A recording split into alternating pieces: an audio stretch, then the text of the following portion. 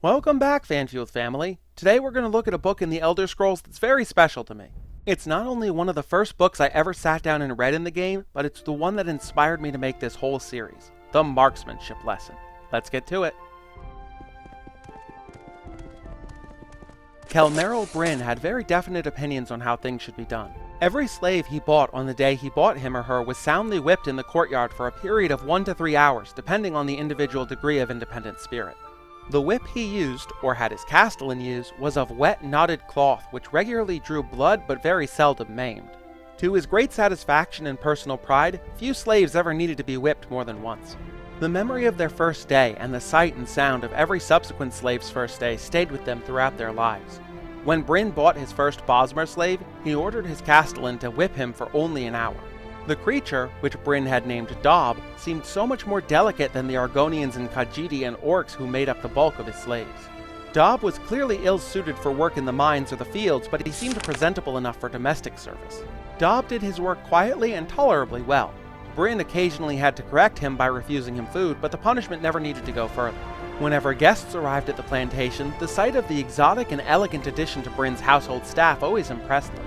"Here, you," said Genethah Ilok, a minor but still noble member of the House Indoril, as Dob presented her with a glass of wine. "Were you born a slave?" "No, Sidora," Dob answered with a bow. "I used to rob nice ladies like you on the road."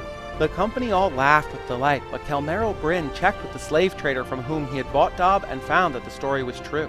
The Bosmer had been a highwayman, though not one of any great notoriety, before he had been caught and sold into slavery as punishment. It seemed so extraordinary that a quiet fellow like Dob, who always looked respectfully downward at the sight of his superiors, could have been a criminal. Bryn made up his mind to question him about it. "You must have used some sort of weapon when you were robbing all those pilgrims and merchants," Bryn grinned as he watched Dob mop. "Yes, Sidora," Dob replied humbly. "A bow." "Of course, you Bosmeri are supposed to be very handy with those." Bryn thought for a moment and then asked, "A bit of a marksman, were you?" Dob nodded humbly. "You will tutor my son Wadillik in archery," the master said after another moment's pause. Wadillik was 12 years of age and had been rather sadly spoiled by his mother, Bryn's late wife. The boy was useless at swordplay, fearful of being cut. He embarrassed his father's pride, but the personality defect seemed ideally suited to the bow.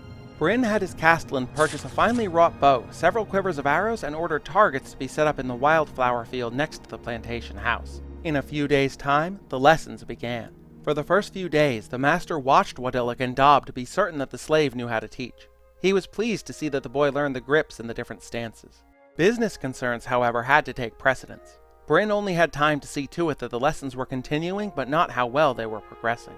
It was a month's time before the issue was re-examined. Bryn and his castellan were reviewing the plantation's earnings and expenses, and they had come to the area of miscellaneous household costs. "You might also check to see how many targets in the field need to be repaired." "I have already anticipated that, Sidora," said the castellan. "They are in pristine condition." "How is that possible?" Bryn shook his head. "I've seen targets fall apart after only a few good shots. There shouldn't be anything left after a month's worth of lesson." "There are no holes of any kind in the targets, Sidora. See for yourself." As it happened, at that hour, the marksmanship lesson was underway. Bryn walked across the field, watching Dob guide Wadillik's arm as the boy took aim at the sky. The arrow flew up into an arc over the top of the target, burying itself in the ground. Bryn examined the target and found it to be, as his castellan said, in pristine condition. No arrow had touched it. "Master Wadillik, you must pull your right arm down further," Dob was saying, "and the follow-through is essential if you expect your arrow to gain any height." "Height?" Bryn snarled. "What about accuracy? Unless he's been secretly racking up a high kill ratio on birds, you haven't taught my son a thing about marksmanship."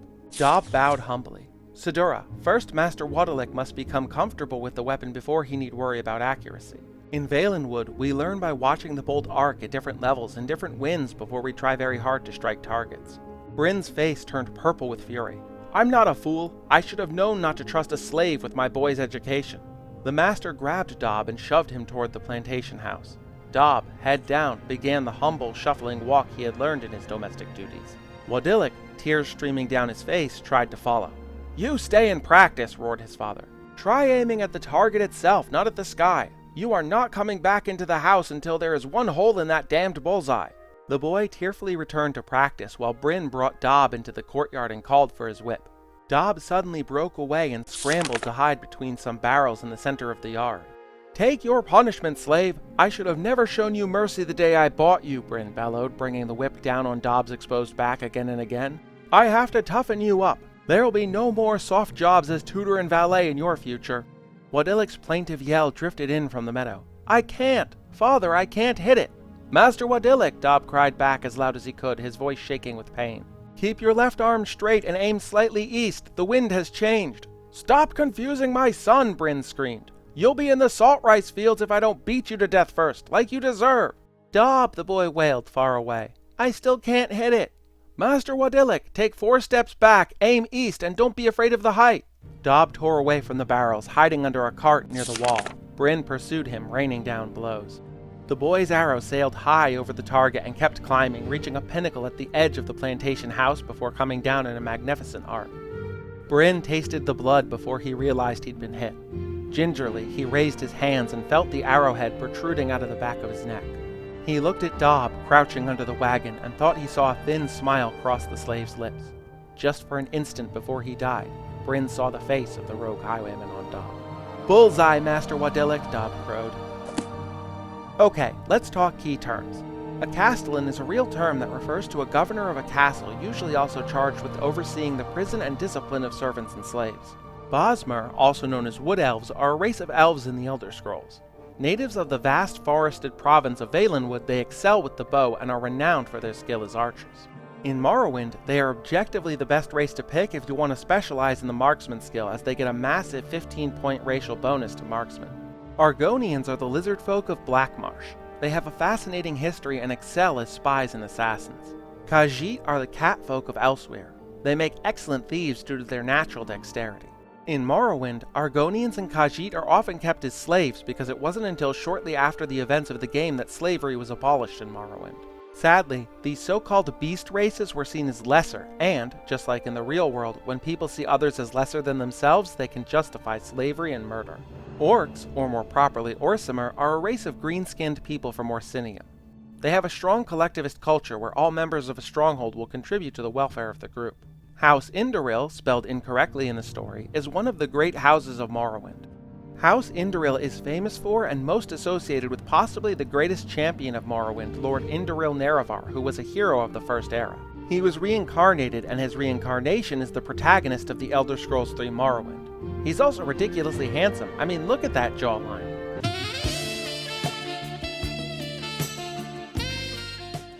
Sedura is a term of respect in the Elder Scrolls, usually used to refer to those of great wealth. A highwayman is a kind of thief that ambushes travelers on the road and robs them.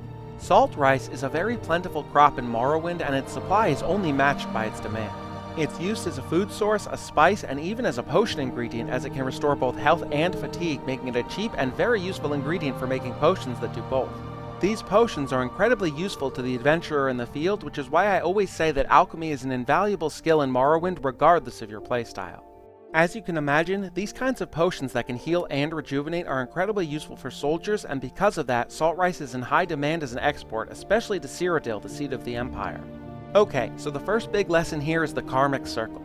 If you're cruel to others, it'll come back to bite you. Bryn was a horrible, abusive, terrible man, both to his slaves and to his son, and his abuse led to Dob orchestrating his death on a moment's notice. Bryn regularly had his slaves whipped for hours to ensure their obedience. He shouted at his own son, and he was probably an abusive husband to his late wife, too. Wow, what an asshole! I hope he gets put in the boiler room of hell and the devil fills the floor with Legos, made of spikes, or spiders, or spiky spiders. Spikers. If you do evil deeds, you'll meet a dark fate. If you do good deeds, you're much more likely to have good things happen in return. In Aesop's words, no act of kindness, no matter how small, is ever wasted. This belief is what led to me adopting my motto. Never be cruel, never be cowardly. Hate is always foolish, and love is always wise. Always try to be nice, but never fail to be kind. The second lesson here is to appreciate the experience of those who know their field. Bryn is outraged when he learns that the month that Dob has been training his son has resulted in not a single strike to the targets he purchased. When Dob explains that in his homeland of Valenwood, archers are taught to first observe how an arrow moves through the air before focusing on accuracy, Bryn dismisses it.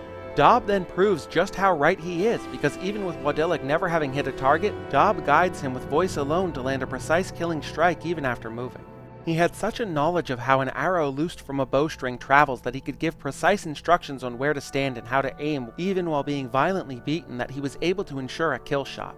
Had Bryn given it another month or two, Wadillick would have likely become an exceptional archer under Dobbs' tutelage.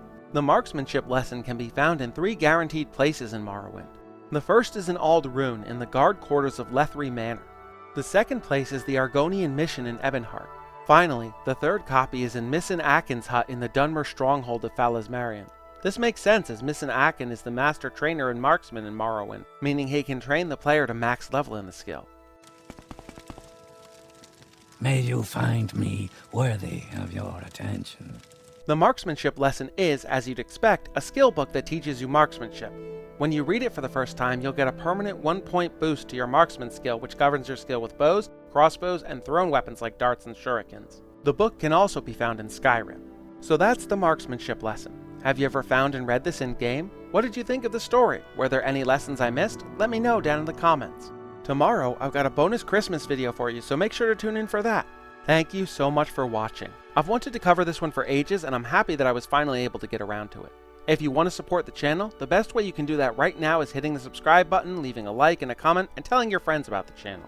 There's a new video every Tuesday and Friday, and shorts on Saturdays and Sundays. If you want to check out the entire Elder Scrolls Reading Club playlist, click here. Or click here for a video on the beautiful Twi'lek Jedi Master Aayla Secura. Thank you so much for watching, and I'll see you in the next one.